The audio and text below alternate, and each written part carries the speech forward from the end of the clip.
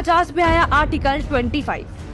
कांग्रेस 1950 में आर्टिकल 25 को लेकर आई, जिससे धर्म परिवर्तन को मान्यता दे दी गई। और सबसे ज्यादा किसका धर्म परिवर्तन हुआ ये सब जानते हैं, लेकिन ये तो सिर्फ शुरुआत थी। नेहरू 1950 में आर्टिकल 28 लेकर आए और हिंदुओं से धार्मिक शिक्षा का हक छीन लिया। लेकिन आर्टिकल 30 के तहत अल्पसंख्यक अपनी धार्मिक शिक्षा दे सकते हैं। धार्मिक शिक्षा के बाद निशाने पर थी धार्मिक संस्थाएं।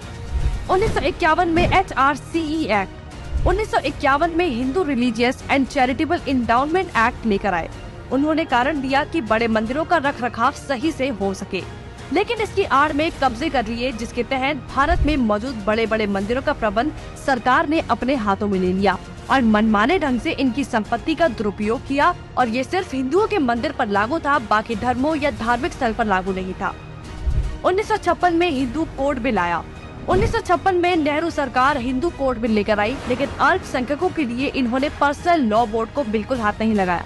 मतलब एक ही है, देश में एक जाति कद संविधान कानून से और दूसरी अपने धर्म के कानून के हिसाब से, और आज भी यूनिफॉर्म सिविल कोड से कतराते हैं। कांग्रेस ने लगाई आरक्षण की आग। कांग्रेस आरक्षण लेकर आई, जिससे हिंदुओं को बांटने का काम किया गया, जिससे सबसे बड़ा नुकसान हिंदुओं को हुआ। आरक्षण की देश में जरूरत थी, लेकिन मक्कार कांग्रेसी इस योजना को 10 साल लागू करने की बजाय इसे बढ़ाते चले गए और न ही इससे लोगों को सशक्त बना पाए, जबकि लोगों को इसकी लत लगा दी गई। इंदिरा का कार्यकाल। साल 1976 में इमरजेंसी के दौरान ही इंदिरा ने संविधान में सेक्युलर शब्द को जबरदस्ती घुसा दिया, जिसको लेकर संसद में कोई चर्चा तक नहीं हुई। मतलब कि हिंदू बहुसंख्यक होते हुए भी भारत हिंदू देश नहीं कहलाया जा सकता, जबकि आप हमारे आसपास देखेंगे तो सभी मजहबी देश हैं, लेकिन हिंदुओं के लिए कोई देश नहीं बचा। इसके बाद हिंदुओं के कानूनी अधिकार और इतिहास निशाने पर थे। 1991 में पूजा स्थल कानून। 1991 में कांग्रेस ने पूजा स्थल कानून बनाया, जो बेहद हिंदू विरोधी कानून था, क्योंकि इस कानून के तहत हिंदू, सिख और जैन मुगलों के कब्जे से मंदिरों को छुड़ाने के लिए लड़ाई ही नहीं लड़ सकते। उनके पास दलील सुनने का कोई कानूनी अधिकार ही नहीं छोड़ा गया। हमने लाखों मंदिर और उनका इतिहास खो दिया। 1992 माइनॉरिटी कमीशन एक्ट। कांग्रेस ने अल्पसंख्यक आयोग अधिनियम बनाने के बाद अल्पसंख्यक आयोग बना दिया। ऐसा करके कांग्रेस ने धर्म विशेष के लोगों को स्पेशल दर्जा तो दिया ही, हिंदुओं को बांट दिया, जिसके तहत सरकार की हर योजना का सबसे ज्यादा फायदा धर्म विशेष के लोगों को ही मिलता है, जिससे कांग्रेस ने सांप को भी मार दिया और लाठी को भी नहीं टूटने दिया।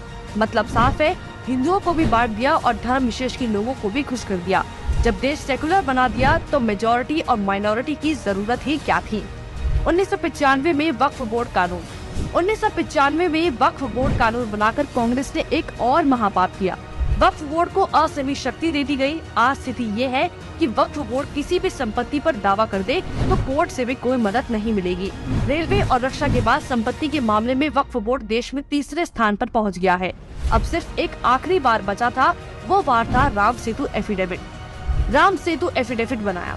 हिंदुओं ने फिर 2004 में कांग्रेस को चुन लिया, तो कांग्रेस ने इसका इनाम देते हुए राम सेतु एफिडेविट बनाया और भगवान श्री राम के अस्तित्व को ही नकार दिया और काल्पनिक बताया। आस्था और धर्म पर वार करने के बाद अब कांग्रेस ने हिंदुओं को ही बदनाम करने का प्लान बना लिया। 2009 में हिंदू आतंकवादी घोषित। 2009 में फिर से हिंदुओं ने कांग्रेस को चुना, तो उसके बदले में कांग्रेस ने हिंदुओं को ही टेरर घोषित कर दिया।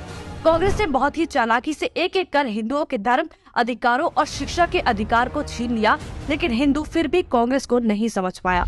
औरंगजेब ने हिंदुओं को खत्म करने के लिए तलवार का इस्तेमाल किया, तो कांग्रेस ने हिंदुओं को खत्म करने के लिए संविधान का इस्तेमाल किया।